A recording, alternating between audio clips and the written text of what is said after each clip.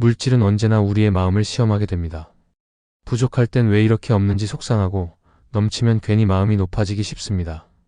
하나님을 믿고 살아가는데도 통장은 늘 비어있고 열심히 기도는 하는데도 돈 문제는 좀처럼 해결되지 않는 현실 앞에서 많은 사람들이 낙심합니다. 특히 정직하게 살려고 노력하는 사람일수록 더 억울한 마음이 들기도 합니다. 하지만 하나님은 단지 기도한다고 해서 눈물 흘린다고 해서 무조건 돈을 맡기시지 않습니다. 하나님은 언제나 우리가 그 물질을 어떻게 다룰 사람인지를 먼저 보십니다. 하나님은 재정을 단지 복으로 여기지 않으시고 책임으로 보십니다. 그래서 아무에게나 재정을 맡기지 않으시고 감당할 준비가 된 사람에게만 그것을 허락하십니다. 하나님이 어떤 사람에게 재정을 맡기시는지, 그리고 왜 어떤 사람에게는 문을 열지 않으시는지 오늘 함께 살펴보려 합니다. 이 말씀을 통해 하나님이 보시는 기준이 무엇인지 깨닫고 우리 삶을 다시 돌아보게 되길 바랍니다.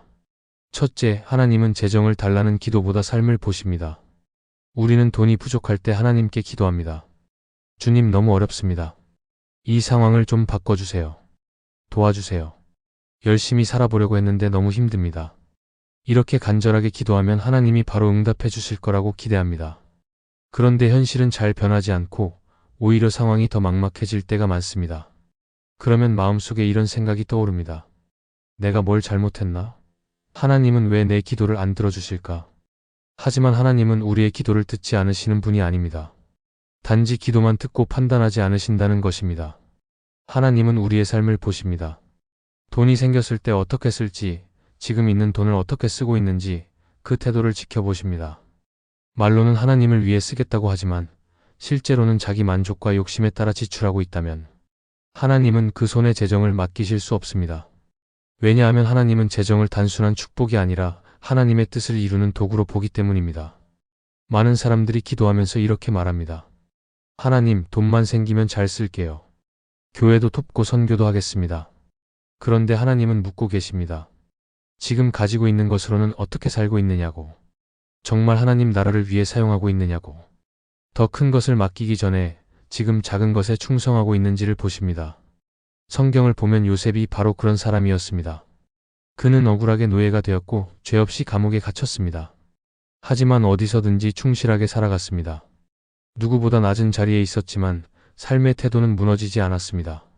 하나님은 요셉의 기도를 들으셨을 뿐 아니라 그가 실제 삶에서 어떤 태도로 살아가는지를 보셨습니다. 그래서 결국 애굽의 총리라는 엄청난 권한과 재정을 맡기셨고 요셉은 그 책임을 잘 감당해 수많은 사람의 생명을 살렸습니다. 단순히 기도하거나 재능이 있어서가 아니라 이미 삶에서 준비된 사람이었기 때문입니다. 하나님은 지금도 재정을 맡기실 사람을 찾고 계십니다. 하지만 단지 간절하게 기도하는 사람에게 주시지 않습니다. 그 기도에 걸맞은 삶을 살아가는 사람에게 주십니다. 아무리 하나님께 복을 구해도 삶이 여전히 자기 중심으로 돌아가고 있다면 하나님은 주시지 않습니다. 기도만으로는 부족합니다. 삶이 따라와야 합니다. 재정이 막히는 이유를 단순히 기도의 부족으로만 생각하지 마십시오. 하나님은 우리의 삶을 기준으로 판단하십니다. 지금 내가 돈을 어떻게 쓰고 있는지, 어떤 태도로 다루고 있는지를 돌아보십시오. 하나님은 기도보다 삶을 통해 그 사람이 복을 감당할 수 있는 준비가 되었는지를 보십니다. 그리고 그 준비가 되어 있을 때 재정의 문은 열리기 시작합니다. 둘째, 하나님의 뜻에 따라 계획하고 사용하는 사람에게 물질을 주십니다. 많은 사람들이 이렇게 말합니다. 하나님, 돈만 생기면 교회도 돕고 선교도 하고 어려운 사람도 도우면서 정말 잘 쓸게요. 하지만 하나님은 이렇게 묻고 계십니다. 지금 너에게 있는 그 적은 돈은 어떻게 쓰고 있느냐고. 지금의 소비 습관과 지출 계획이 정말 하나님의 뜻을 생각하며 움직이고 있는지를 먼저 보십니다. 대부분의 경우 우리는 돈이 많아지면 자연스럽게 잘 쓰게 될 거라고 착각합니다. 하지만 돈이 많아진다고 사람이 바뀌는 것이 아닙니다. 지금 가진 것을 어떻게 쓰느냐가 그 사람의 중심을 그대로 보여주는 거울입니다. 그래서 하나님은 그 중심이 준비된 사람에게만 더 큰 재정을 맡기십니다. 하나님은 재정을 단순한 수단이 아니라 사명을 이루는 도구로 여기십니다. 그렇기 때문에 계획 없이 아무데나 쓰는 사람에게 돈을 맡기지 않으십니다. 아무리 열심히 벌어도 어디에 쓸지를 모르고 목적이 없이 흘러가는 돈이라면 결국엔 욕심과 낭비로 이어지고 맙니다. 하나님은 먼저 계획을 묻습니다. 너는 돈이 생기면 어떻게 쓸 생각이냐고. 그리고 그 계획 안에 하나님의 나라가 있는지를 확인하십니다. 먹고 사는 문제만이 아니라 하나님의 뜻이 반영되어 있는지를 보십니다. 교회를 돕고 선교를 지원하고 어려운 이웃을 돌보는 계획이 실제로 포함되어 있는지를 점검하십니다. 하나님은 막연한 약속이 아니라 실제 계획을 보십니다. 성경에도 그런 사람이 있습니다. 바로 느헤미야입니다. 그는 바벨론의 포로 시절 왕의 술관원이었고 높은 지위를 누리던 사람이었습니다. 그런데 그는 예루살렘 성이 무너졌다는 소식을 들었을 때 마음이 무너졌습니다. 그리고 그때부터 그는 기도만 한 것이 아니라 구체적인 계획을 세우기 시작합니다. 왕에게 허락을 받기 위해 어떤 말을 해야 할지, 어떤 물자가 필요한지, 예루살렘까지 가는 길은 어떻게 될지를 미리 준비합니다. 그리고 마침내 하나님이 때를 여셨을 때 그는 준비된 계획으로 성벽을 다시 세우는 일을 맡게 됩니다. 하나님은 기도하는 사람만이 아니라 하나님의 뜻에 따라 실제로 움직일 준비가 된 사람에게 일을 맡기십니다. 재정도 마찬가지입니다. 기도는 중요하지만 그 기도에 따라 어떻게 쓸지 구체적인 방향이 있는 사람에게 하나님은 물질을 맡기십니다.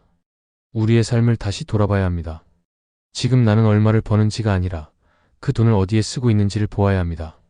월급이 들어올 때 가장 먼저 떠올리는 것이 카드값과 외식비라면 아직 하나님, 나라를 삶의 중심에 두고 있다고 말하기 어렵습니다. 물론 먹고 사는 일은 중요합니다. 그러나 그 모든 지출과 사용의 방향 안에 하나님이 포함되어 있는지가 중요합니다. 나는 지금 이 소비가 하나님께 기쁨이 되는 소비인지 아니면 단순한 만족을 위한 지출인지 구분할 수 있어야 합니다.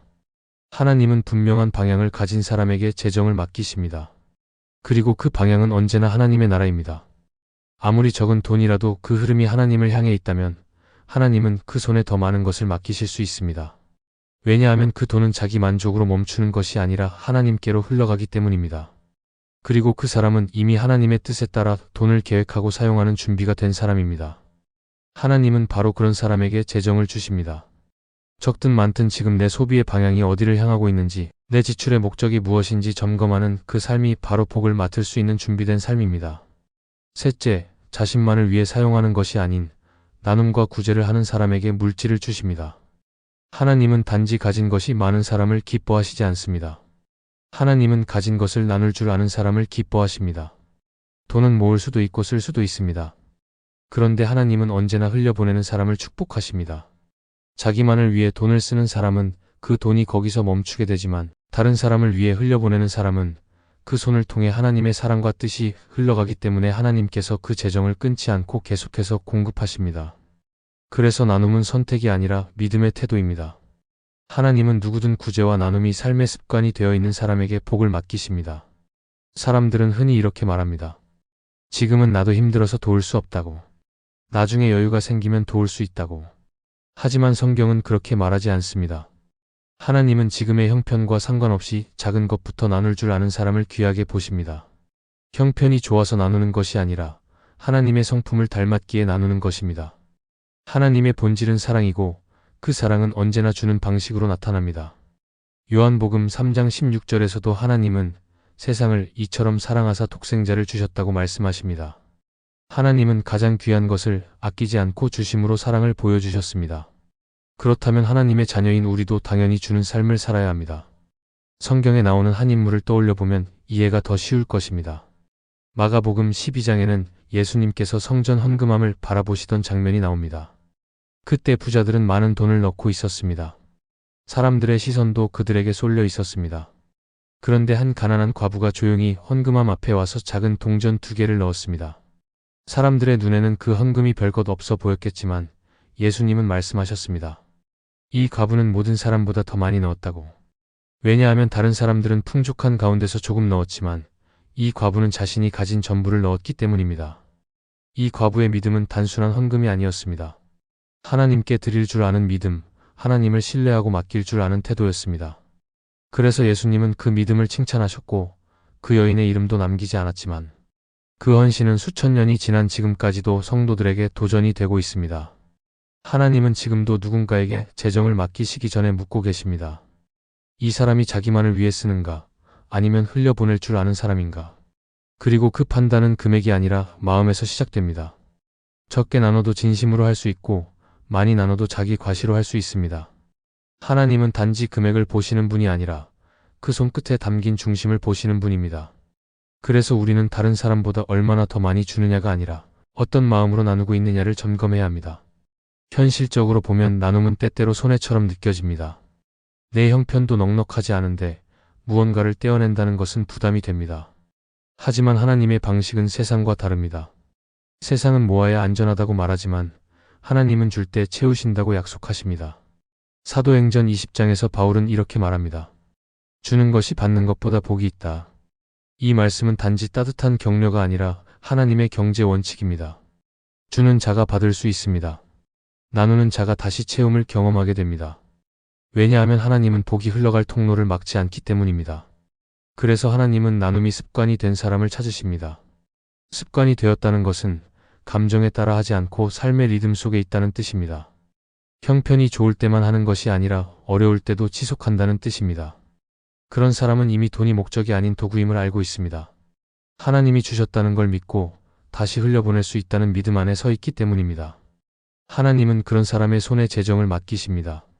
그 손은 하나님의 뜻을 위해 열려 있고 그 마음은 다른 사람의 아픔에 반응할 줄 알기 때문입니다. 돈이 머무는 손이 아니라 흐르는 손, 자기만을 위해 쓰는 사람이 아니라 기꺼이 나눌 수 있는 사람, 그 사람에게 하나님은 재정의 문을 여십니다. 넷째, 하나님은 겸손히 맡은 자로서 사용하는 사람에게 물질을 주십니다. 하나님은 우리가 돈을 얼마나 벌었는가 보다 그 돈을 어떻게 사용하는지를 더 중요하게 보십니다.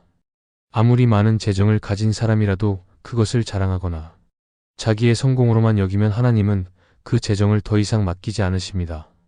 반대로 가진 것이 많지 않아도 그것을 하나님 앞에서 조심스럽고 겸손하게 다루는 사람은 하나님께서 더 많은 것을 맡기실 수 있는 사람입니다. 하나님은 돈이 우상이 되지 않도록 그 사람의 마음 중심을 살펴보십니다. 그리고 그 돈이 하나님을 대신하는 도구가 아니라 하나님의 나라를 위한 통로로 사용되는지를 확인하십니다. 문제는 사람이 물질을 가지면 교만해지기 쉽다는 것입니다. 처음엔 감사했지만 어느 순간부터 내가 잘해서 벌었다고 착각합니다. 내가 노력해서 얻은 결과라고 믿기 시작하면서 점점 하나님을 잊게 됩니다. 그런데 신명기 8장에서 하나님은 이렇게 말씀하십니다. 내가 마음에 이르기를 내 능과 내 손의 힘으로 내가 이 재물을 얻었다 말할까 하노라. 내 하나님 여호와를 기억하라. 그가 내게 재물 얻을 능을 주셨음이라. 하나님은 이스라엘 백성에게 가나안 땅에서 풍요를 누릴 것을 약속하시며 그 풍요가 곧 교만으로 이어지지 않도록 주의하라고 경고하셨습니다. 하나님은 재정의 출처가 누구인지 잊지 말라고 하셨습니다. 하나님은 우리를 청지기로 부르셨습니다. 청지기는 소유자가 아닙니다. 주인의 뜻에 따라 맡겨진 것을 다루는 사람입니다. 그래서 진짜 겸손한 사람은 돈을 쓸 때마다 하나님께 묻습니다. 이 돈을 이렇게 써도 될지, 하나님이 기뻐하시는 지출인지, 내 욕심이 아니라 하나님의 뜻에 맞는 소비인지 점검합니다. 겉으로는 조용해 보일지라도 그 마음 안에는 늘 하나님을 경외하는 태도가 있습니다. 그것이 바로 겸손입니다. 성경 속에 그런 사람의 반대 이야기가 등장합니다. 누가복음 12장에 나오는 어리석은 부자는 자신의 곡식이 많아지자 더 큰 창고를 짓고 그 안에 쌓아두며 이렇게 말합니다. 이제 나는 평안히 먹고 마시며 즐기자. 하지만 하나님은 말씀하십니다. 어리석은 자여, 오늘 밤에 내 영혼을 도로 찾으리니 내가 예비한 것이 누구의 것이 되겠느냐. 이 사람은 단 한 번도 그 많은 곡식을 어디에 써야 하는지 하나님께 묻지 않았습니다. 사람의 눈엔 성공한 인생처럼 보였지만 하나님 앞에서는 어리석은 인생이었습니다. 그는 돈을 소유했지만 그 돈이 그의 영혼을 삼켜버렸습니다. 팀 켈러는 그의 책 내가 만든 신에서 이렇게 말합니다. 돈은 사람의 정체성을 쉽게 왜곡시킨다. 돈이 곧 자기 자신이라고 믿게 만들기 때문이다. 하지만 복음은 말한다. 내가 가진 것이 곧 너는 아니다. 이 말처럼 우리가 가진 재물은 곧 우리가 아닙니다. 하지만 사람은 쉽게 돈에 자신의 가치를 얹고 돈이 곧 자존심이 되고 돈으로 사람을 판단하고 돈으로 안전을 보장받으려 합니다. 그 순간부터 돈은 도구가 아니라 우상이 됩니다. 하나님은 그런 상태를 가장 심각하게 경고하십니다. 하나님은 겸손한 사람에게 재정을 맡기십니다. 조용히 하나님께 물으며 돈을 사용하는 사람, 다른 사람에게 보여주기 위해 쓰지 않고 진심으로 하나님의 뜻을 따라 움직이는 사람, 그런 사람에게 하나님은 더 큰 재정을 맡기실 수 있습니다. 왜냐하면 그 사람은 이미 하나님이 주신 것을 자기 것이라 여기지 않고 언제든지 다시 드릴 수 있는 것으로 여기기 때문입니다. 겸손은 고개만 숙이는 태도가 아닙니다. 진짜 겸손은 돈을 다룰 때 드러납니다. 내가 가진 것을 자랑하지 않고 조용히 관리하고 감사함으로 사용하며 내 삶 전체가 하나님께 맡겨져 있다는 걸 인정하는 삶. 그 삶이 준비된 사람에게 하나님은 재정의 문을 여십니다. 그리고 그 재정을 통해 하나님의 일하심이 흘러가게 하십니다. 하나님은 지금도 물으십니다. 너는 그 돈을 감당할 수 있는 사람이냐고. 그리고 그 질문 앞에 겸손히 고개를 숙이는 사람, 그 사람에게 하나님은 다시 맡기십니다. 돈을 사랑하지 않고 하나님을 사랑하는 사람, 바로 그가 하나님이 찾으시는 재정의 청지기입니다. 하나님은 지금도 재정을 맡길 사람을 찾고 계십니다.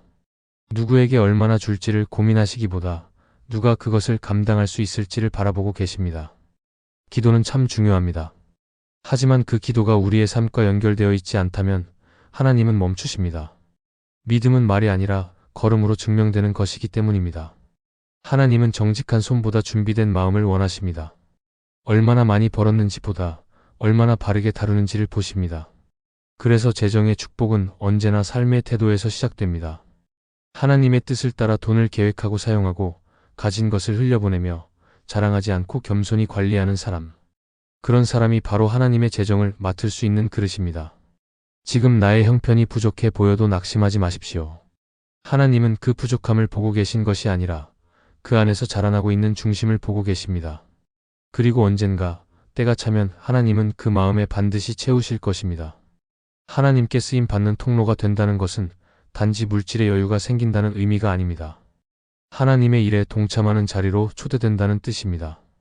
우리는 그 자리에 서기 위해 지금 이 순간도 준비되어야 합니다. 조용히 그리고 진실하게. 하나님은 반드시 당신의 삶에도 그날을 허락하실 것입니다. 이 말씀이 마음의 은혜가 되셨다면 좋아요와 구독으로 함께 해주세요. 또 댓글에 아멘이라고 남겨주시면 하나님의 은혜가 더 많은 사람들에게 전해질 것입니다. 여러분의 삶 위에 하나님의 평안과 풍성한 은혜가 늘 함께 하시기를 기도합니다. 감사합니다.